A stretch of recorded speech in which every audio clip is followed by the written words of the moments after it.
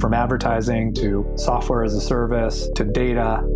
Across all of our programs and clients, we've seen a 55 to 65% open rate. Getting brands authentically integrated into content performs better than TV advertising. Typical lifespan of an article is about 24 to 36 hours. If we're reaching out to the right person with the right message and a clear call to action, then it's just a matter of timing. Welcome to the MarTech Podcast, and I Hear Everything production. In this podcast, you'll hear the stories of world-class marketers that use technology to drive business results and achieve career success. We'll unearth the real-world experiences of some of the brightest minds in the marketing and technology space so you can learn the tools, tips, and tricks they've learned along the way. Now here's the host of the MarTech Podcast, Benjamin Shapiro. Welcome to the MarTech Podcast. I'm your host, Benjamin Shapiro, and today we're going to discuss the impact of AI's disruption. Joining us is Paul Meinshausen, who is the CEO and co-founder of Aampe, which is an AI reinforcement learning system for lifecycle messaging. Aampe uses individual user responses to messages to build out segments of one and then maximize results by serving each user the message that is most likely to lead to the user conversion. Yesterday, Paul and I talked about how AI is disrupting lifecycle marketing, and today we're going to continue the conversation talking about why A/B testing will be extinct in 3 years. All right, here's the second part of my conversation with Paul Meinshausen, the CEO and co-founder of Aampe. Paul, welcome back to the MarTech Podcast. Thank you. Excited to be here again. Excited to have you back on the show and to continue our conversation where yesterday we talked about this notion of lifestyle marketing, about how your customer's journey is not linear. And you have to understand very nuanced amounts of details to create profiles of what customer interactions are to understand how to serve the best messages to them. And this is something that humans have been trying to master for years. And now all of a sudden we've got machine learning and artificial intelligence that's helping us expedite the pace of learning. And one of the things you mentioned at the end of the day yesterday was artificial intelligence can essentially create its own testing platform. It can understand what a profile is of a prospective user, and it can start creating messaging and test whether it works or not. It's A/B testing for us. So if artificial intelligence is able to test some hypotheses that are going to improve our lifecycle marketing, why do you believe that A/B testing is on the way out, that it's going to be dead in the next 3 years? Well, precisely for that reason. So most times things die and then are reborn as a new thing. And what A/B testing represents is our ability to learn the difference between A and B. And in truth, every marketer will tell you, right, that they don't want to just know the difference between A and B. They want to know the difference between A and B and Z, all the way up to Z and Z to the third power, right? There's so many things. Should I send this user a message on Sunday at 6 p.m. or Monday at 8 a.m.? Do they care about the popularity of a product or how specific and, does it express their personality versus is it affordable versus is it convenient to get versus any number of value propositions that that store or service could offer? A/B testing is our manual way of choosing the two most important things and then figuring out which one works. And then doing that for an entire population of people. Even though that entire population of people is incredibly diverse and really don't need to be fit into one box of A or B. So A/B testing is sort of going to go away because the machines can replace that learning process at a much higher degree of scale in a much more parallelized way so that we don't have to do it. The end result can be the improved performance, but without the manual process of testing. What I'm hearing from you is that the A/B testing is still happening, right? The machine learning is still conducting tests. It's that the humans aren't necessarily going to be as explicitly involved in test setup. Am I right?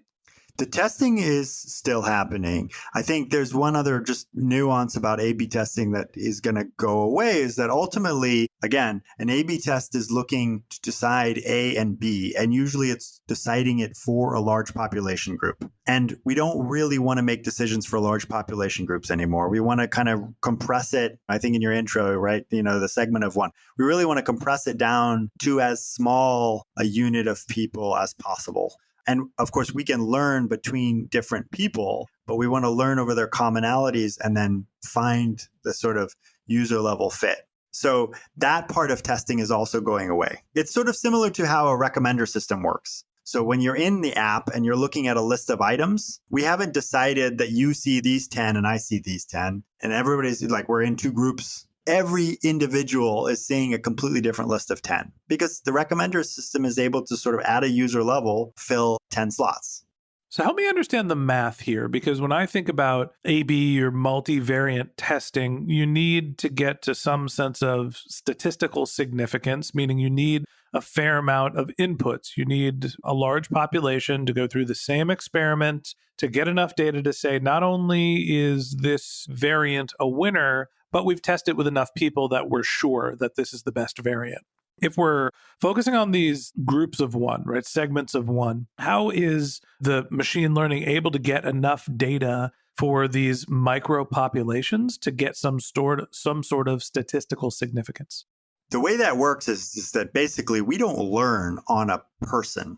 We learn on a set of attributes of that person. So just think about like an Excel spreadsheet. Every row is a person. And what we want to do is generate not just like 50 columns, but thousands of possible columns. Each of those columns represents everything that you've ever done in that app in a very micro detailed way. So we're going to take that. Remember that yesterday we talked about the event stream of that log, that sequence of things. We can take that sequence of events and convert them into just a very large matrix, a very large spreadsheet. Now, what we do when we predict at any given moment for a given user what's the best message, we're really predicting over all of the values in those columns. And what that allows us to do is find the users who have most similar columns. So in a way, you're kind of having a similar process of segmentation, but mathematically it operates quite differently because we're learning over the features, the attributes of the user, rather than just sort of a group of users and then assigning a message and observing the performance at a group level.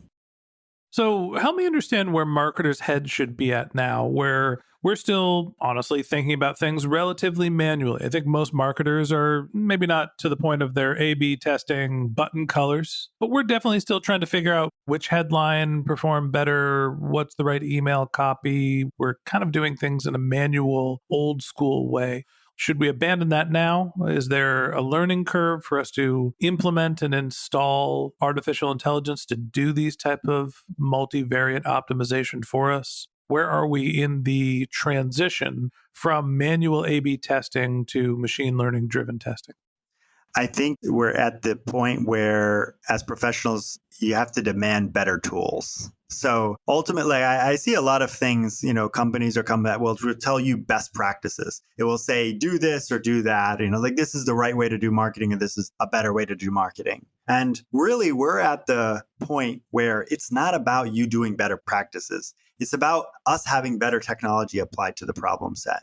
Because we need the technology to do things that doesn't matter how hard you study or how much you study A/B testing or how much, go back to school and try and understand statistics. You're not going to get there. And that's okay. Like, that's not the point. That's not how we get to the moon. That's not how we solve for brain surgery either. We build better technology. And the issue is that think about like mobile technology. The mobile phone has become this pervasive, ergonomic. It's the frontier of personal compute. It's the place where most of us do the jobs that we do through the course of our day. And if you look at how these applications in that phone have been built over the last 10 years, a majority of the focus and effort has gone into the product side of like building the widgets, building the offerings, creating the inventory, digitizing it, et cetera. And the result is there's like far less of that data science and machine learning in the software has been focused on building for marketers. And so marketers instead have gotten stuck with older forms of software, kind of rule engine forms of software. Very simple point and click, kind of build a user journey software, which as we've talked today and yesterday is not really effective. So really what I'm talking about is that as marketers need to sort of raise the standards and say, we need better software so that the vendors in the world, the software as a service kind of vendors realize, okay, we have to step up. We can't just build software the way we did 10 years ago. We have to build it on the basics, the sort of foundations of artificial intelligence, machine learning, a better scientific software. It's sort of software 2.0. It's a kind of a strange message in the sense that I'm not telling marketers step up to the plate and learn this new method. I'm saying, no, it's just really a matter of demanding better software. And when you find it, flocking to it faster and moving away from old systems faster. I feel like we're on the precipice of a new frontier. We climbed a mountain and we got to the top of the mountain, and then we were able to see that there is a much bigger mountain in front of us. And we spent all this time figuring out marketing automation and CRMs and honestly, MarTech in general. We're able to weave all of our systems and get our data to flow from one end to the other. And now there's this next ability to say, great, I don't actually have to be the one who's computing the data. I can rely on artificial intelligence and machine learning to make some sense of this. And really, once you get your plumbing set up, then you have to use your judgment on how you're setting up your tooling as opposed to which experiments you want to run right now. And that wraps up this episode of the MarTech Podcast. Thanks for listening to my conversation with Paul Meinshausen, the CEO and co-founder of Aampe. If you'd like to get in touch with Paul, you can find a link to his LinkedIn profile in our show notes. You can contact him on Twitter. His handle is pmines, that's PMEINS, or you can visit his company's website, which is Aampe, AAMPE.com. Just one more link in our show notes I'd like to tell you about. If you didn't have a chance to take notes while you were listening to this podcast, head over to martechpod.com, where we have summaries of all of our episodes and contact information for our guests. You can also subscribe to our weekly newsletter, and you can even send us your topic suggestions or your marketing questions, which we'll answer live on our show. Of course, you can always reach out on social media. Our handle is MarTechPod, MarTechPod, on LinkedIn, Twitter, Instagram, and Facebook, or you can contact me directly. My handle is Ben J. Shap, BenJShap. And if you haven't subscribed yet and you want a daily stream of marketing and technology knowledge in your podcast feed, we're going to publish an episode every day this year, so hit the subscribe button in your podcast app, and we'll be back in your feed tomorrow morning. All right, that's it for today, but until next time, my advice is to just focus on keeping your customers happy.